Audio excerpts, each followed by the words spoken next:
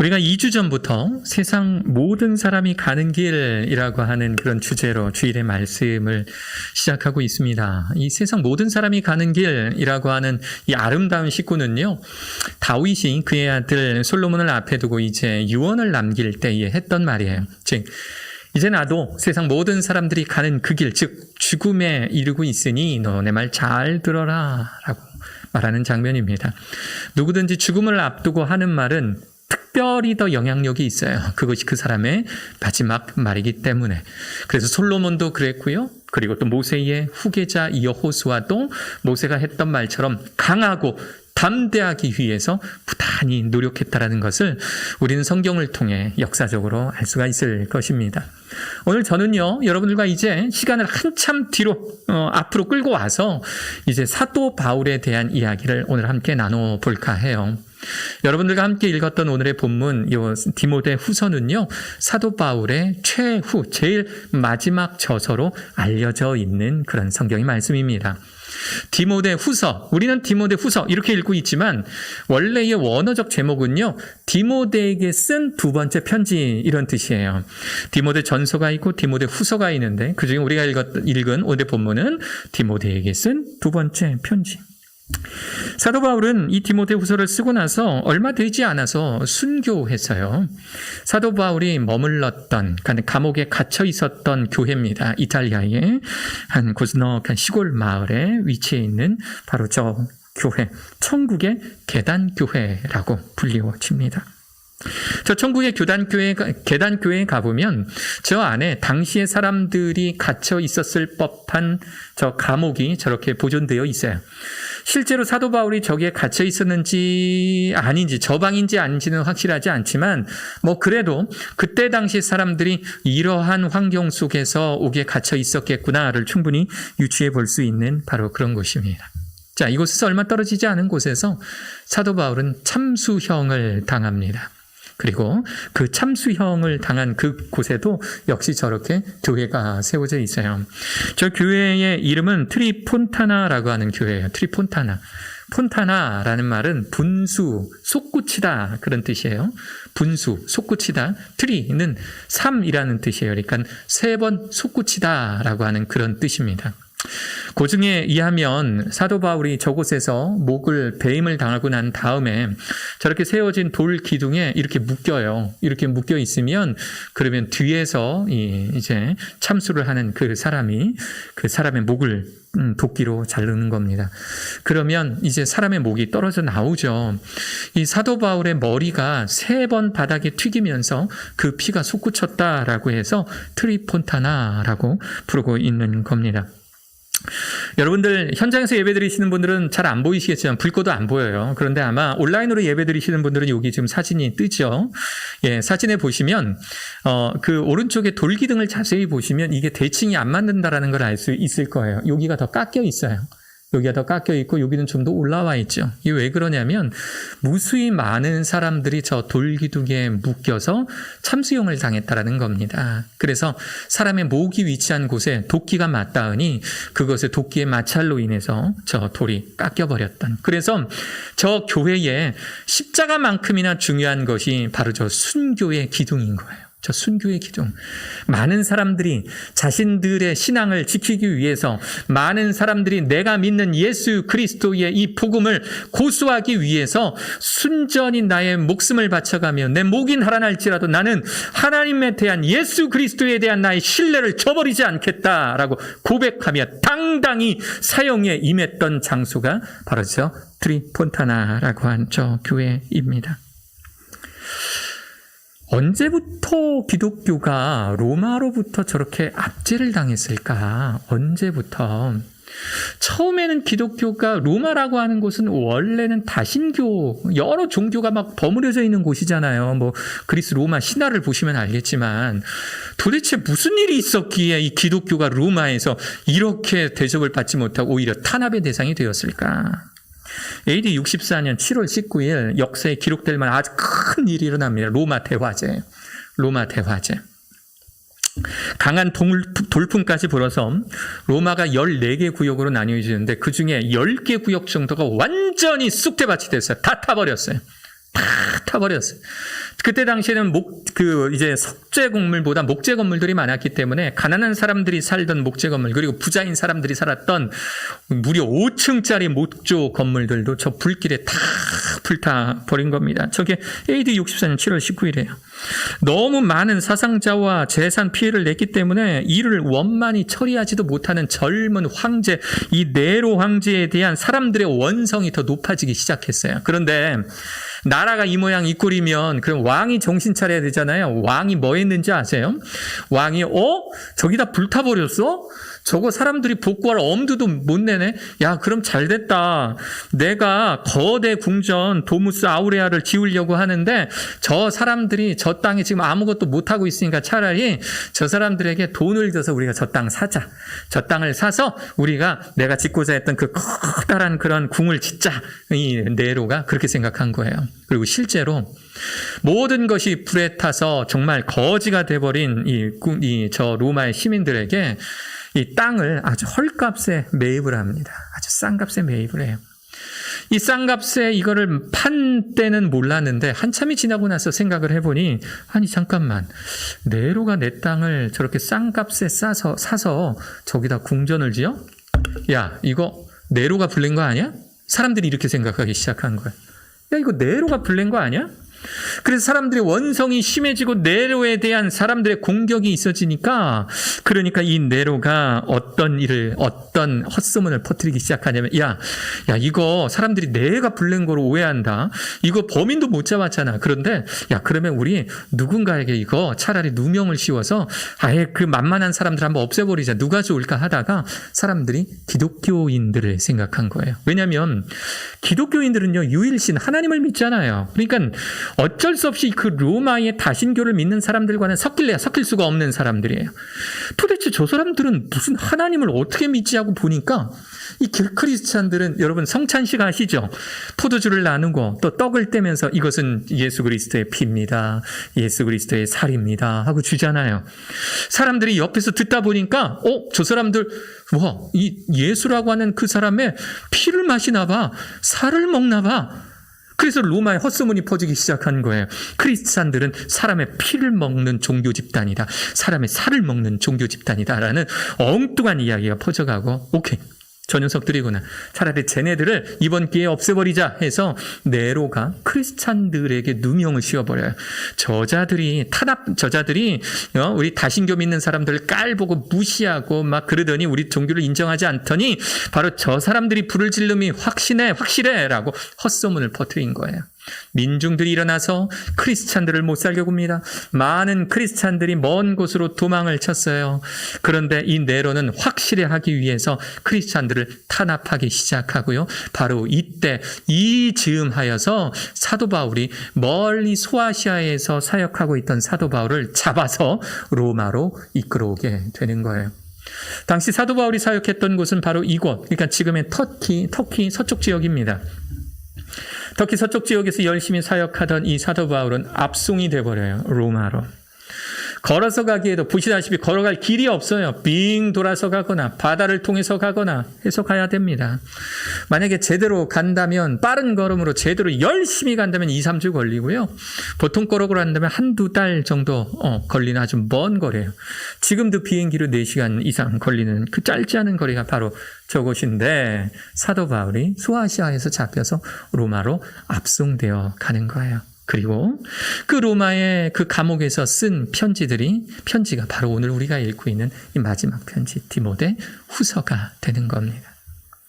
여기에는 오늘의 이 편지글, 오늘의 이 디모데 후서에는 좀 아픈 배경이 하나가 있어요. 좀 생각하면 마음이 좀 심란한 배경. 그게 뭐냐면, 사도 바울이 이곳에서 잡혀서 로마로 후송이 되는데 이제 위도상으로 또 북쪽에 있잖아요. 그리고 로마로 올라가는 길에 계절이 바뀌어 버려요. 가을에서 겨울로 계절이 바뀌는데, 그런데 어느 누구도 사도 바울을 챙겨주지 않다 보니까 그 여름 가을에 입던 그 얇은 옷 하나로 겨울을 맞이하게 된 거예요.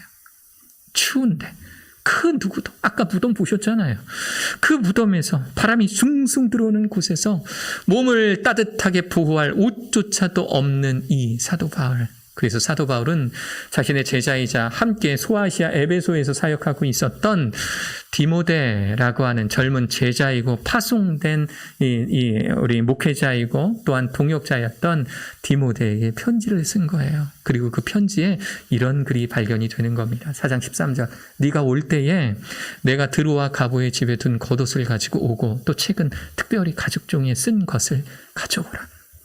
성경에 거룩한 말씀들 많은데 그런데 이 거룩한 성경에 너무 정말 지극히 개인적인 이 한 줄, 너는 나에게 면회 좀 하라. 너 나에게 면회 오는데 너 저기 가면 옆 동네 드로아라는 곳에 가보의 집이 있는데 그곳에서 내가 내 짐을 놔뒀는데 거기에 내 겉옷이 있으니 그것을 좀 가져와다오. 그리고 책을 가져오면 좋겠는데 그 책은 특별히 가죽 종이에 쓴 책을 좀 가져와다오. 지극히 사사로운 부탁을 하는 거예요.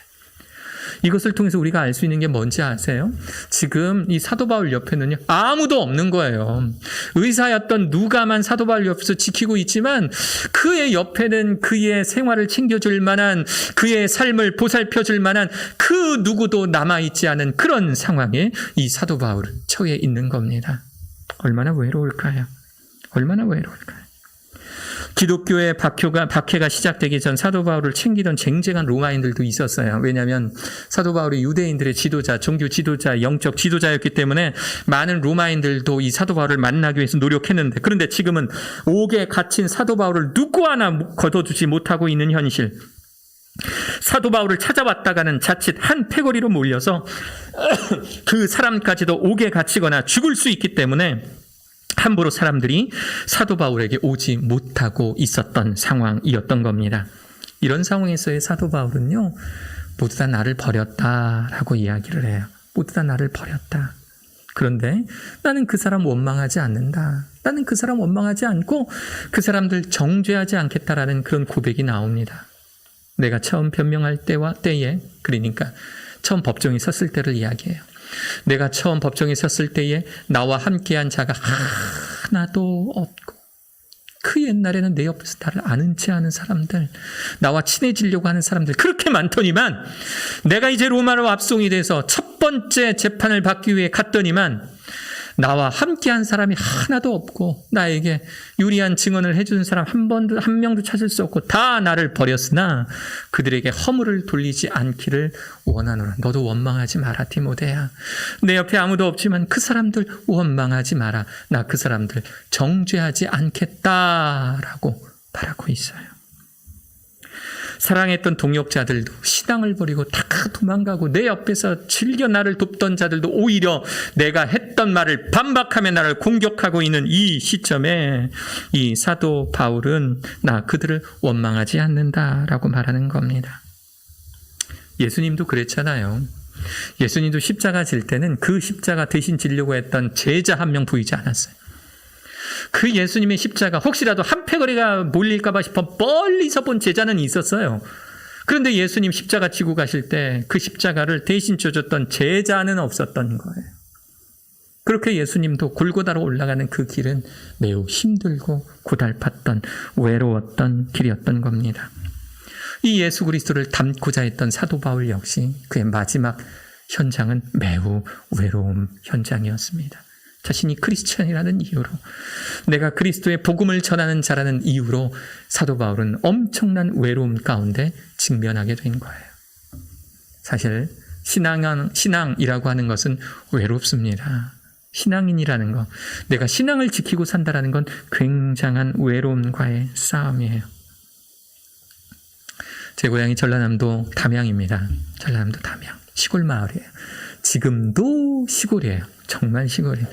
근데 그 시골에 제가 옛날에 살았던 집 뒤에 보면 이제 선산이라고 불려지는 곳이 있어요. 지금은 이제 그 선산에 이제 무덤들에서 다 이장을 하셔가지고 이제 낙골당을 만들었는데, 옛날에는요, 제가 한 대학교 때까지예요. 대학교 때까지 부모님은 한식, 그러니까 4월 5일 정도, 이 한식 정도가 되면 거기에 성이 고씨인 사람들이 거기에 모여서 이제 일가가 모여서 제사를 지내는 거예요, 한식에. 근데 저희 아버지가 저희 가정의 이제 장손이신데, 저희 아버지는 장로님이시잖아요. 어머니는 권사님이니까. 그러니까 이게 좀 딜레마인 거죠. 이 고시에 집안이 모여서 제사를 드리는데 참석을 안 할 수는 없고, 그렇다고 해서 가서 장로이고 권사인 분이 가셔서 그걸 제사 드리기도 그렇고, 그러니까는 이 믿음을 어떻게 고수하셨냐면, 참 제가 그 모습이 너무너무 감사해요. 그 모습을 보여주셔서. 이제 모이면 가족들이 뭔가를 먹어야 되니까 어머님이 뭐 육개장이든 추어탕이든 진짜 한솥 가득 끓여가시고 반찬이랑 김치나 이것을 몇 주 전부터 준비하시는 거예요. 그리고 아버지의 트럭에다가 딱 실어서, 승합차에다 딱 실어서 그거를 인천에 사셨을 때는 인천에서 담양으로, 논산에 사실 때는 논산에서 담양으로 그곳을 공수해 가는 겁니다. 그 새벽에. 공수해 가면 그곳에 이제 제사 드리려고 오시는 분들이 계세요. 그러면 제사상은 이제 동생들에게 또는 이제 아버지 사촌들에게 좀 이렇게 맡기고, 어머니는 이제 준비해 온 음식, 그 이제 컨테이너 박스가 있어요. 그 컨테이너 박스 옆에 이제 주방에다 갖다 놓으면 그걸 이제 다 이렇게 끓여서 다시금 이제 내오고, 그러면 어느 정도 시간이 되면 거기서 이제 제사를 드리는 타이밍이 있어요. 그러면 어머니 아버지께서 저에게 이제 눈짓을 하세요. 저한테 이렇게 가자, 올라가자. 그러면 저희 어머니와 저희 아버지와 저희 어머니, 저는 뭐 하냐면 미리 준비한 돗자리 한 2개 정도 들고 올라갑니다.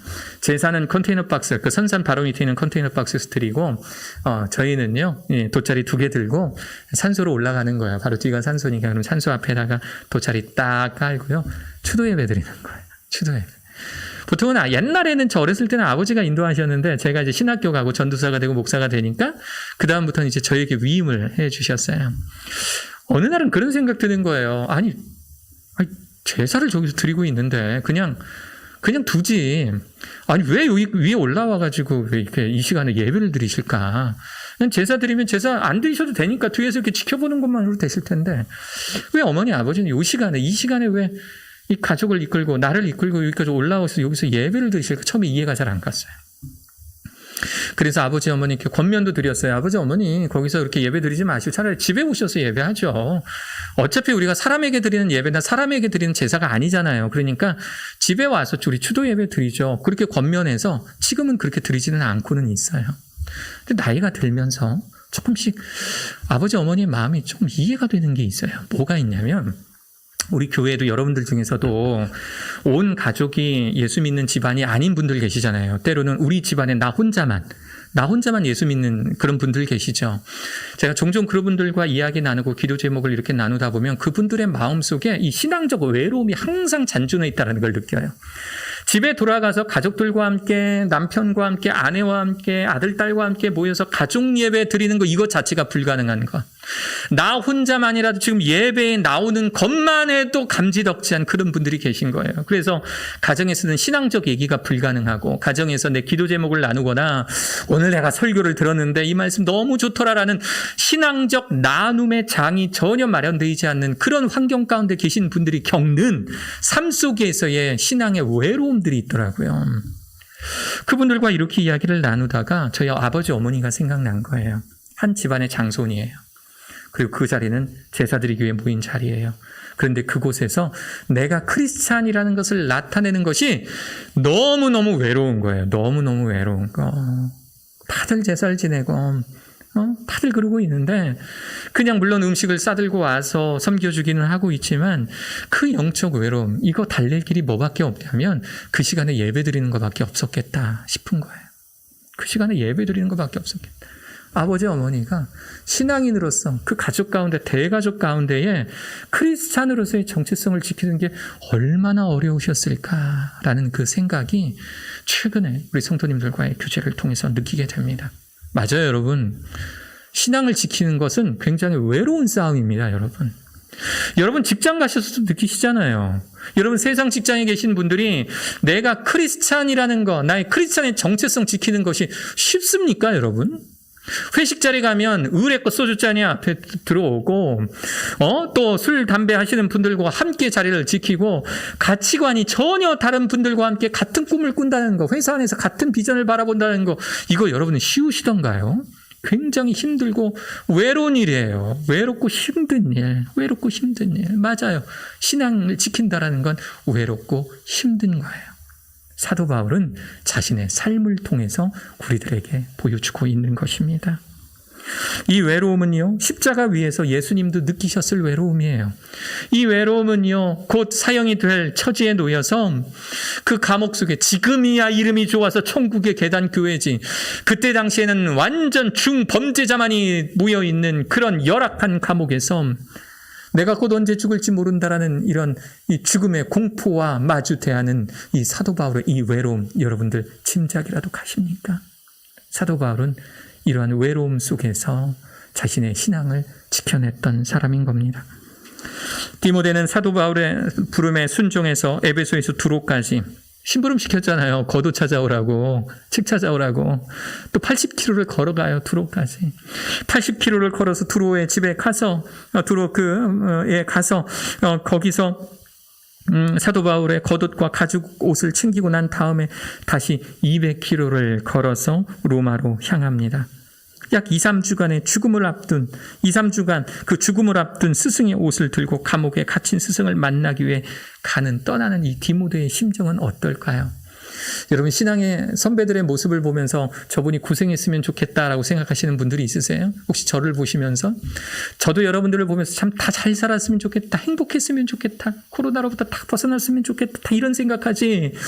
특히나 이 스승의 어려움과 아픔을 보면서 마음 편할 제자가 어디 있겠냐고요. 그것도 교회의 가장 큰 위대한 지도자인데 이 디모데는 무겁고 아픈 마음을 가지고 걸어갔을 겁니다. 그 자체도 외로웠을 거예요.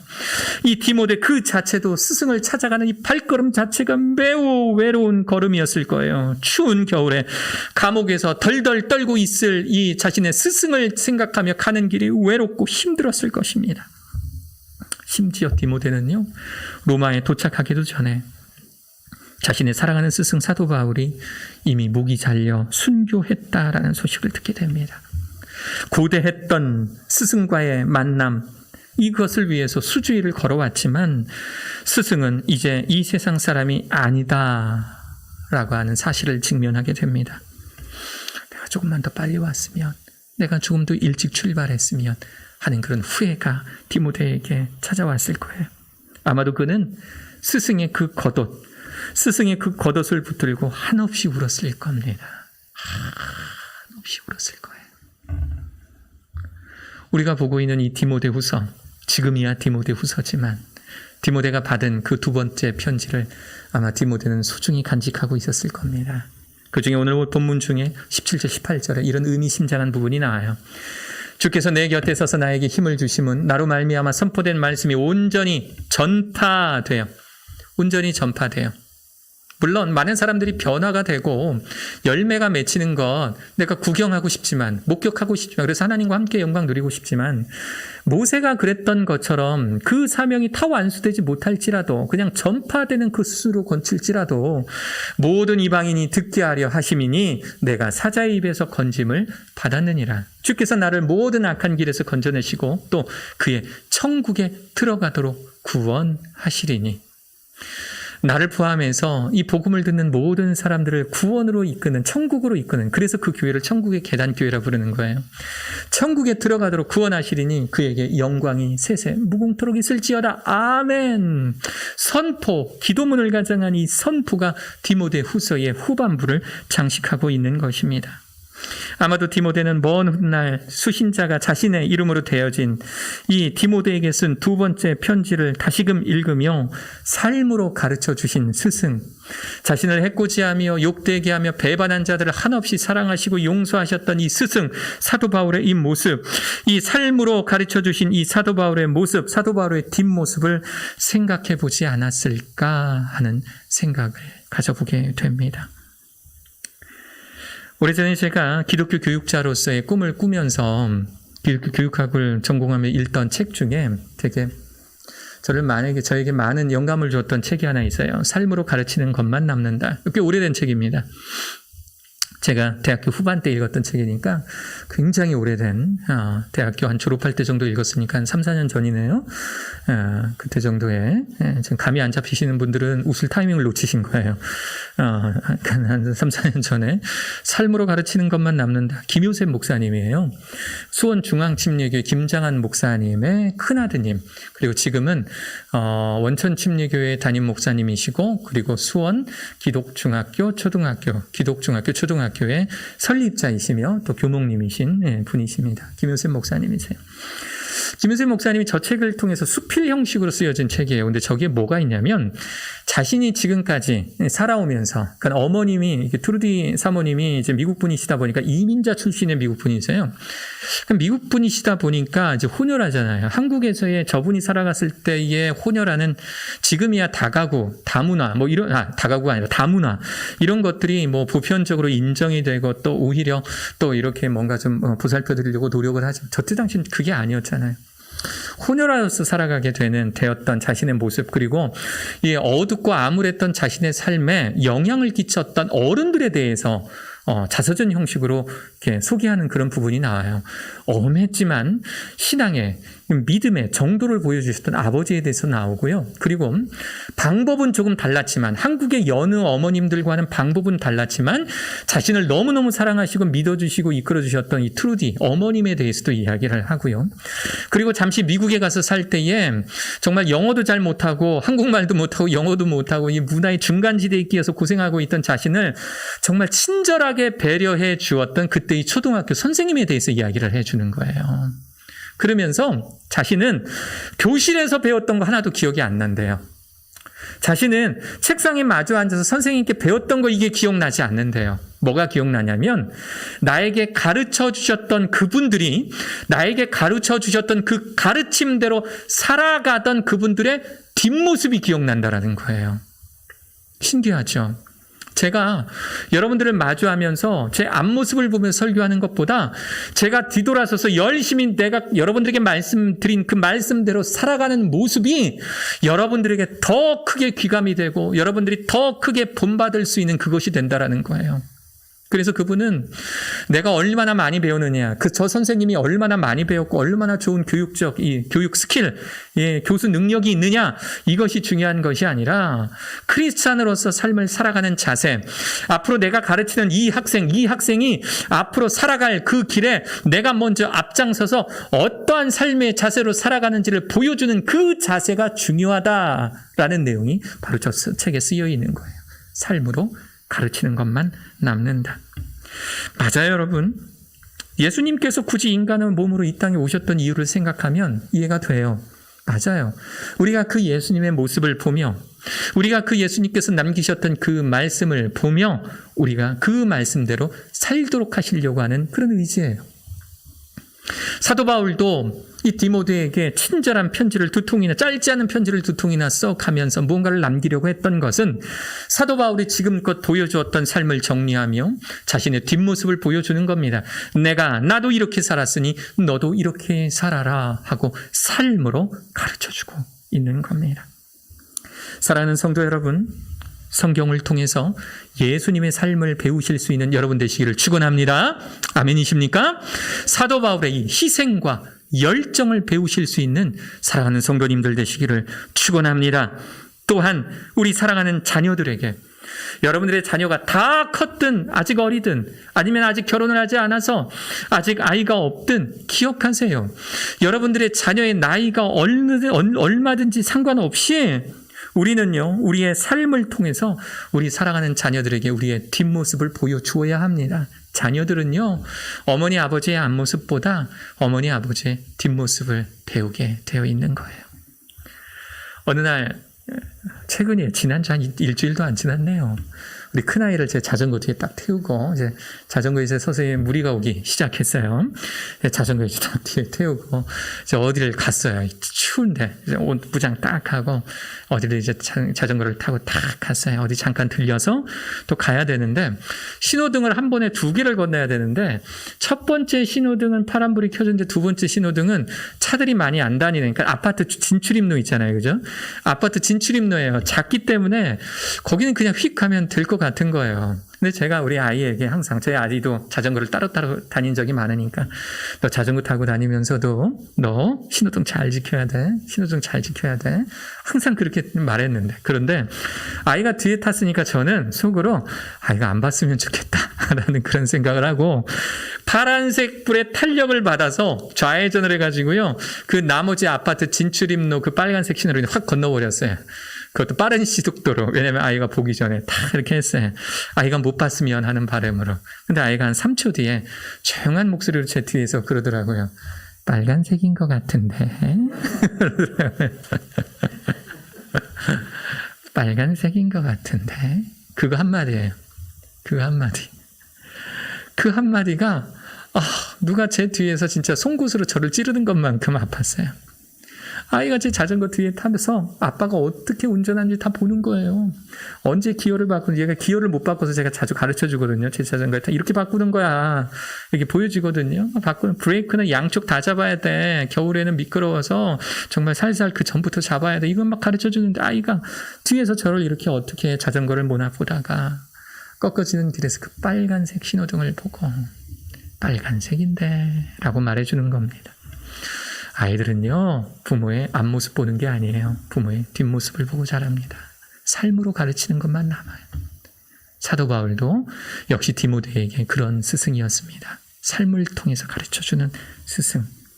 우리의 삶이 곧 우리의 후손들의 삶이 될 것임을 기억하고 주님 따라 살아가실 수 있는 신실하신 크리스찬들 되시기를 주 예수 그리스도의 이름으로 축원합니다.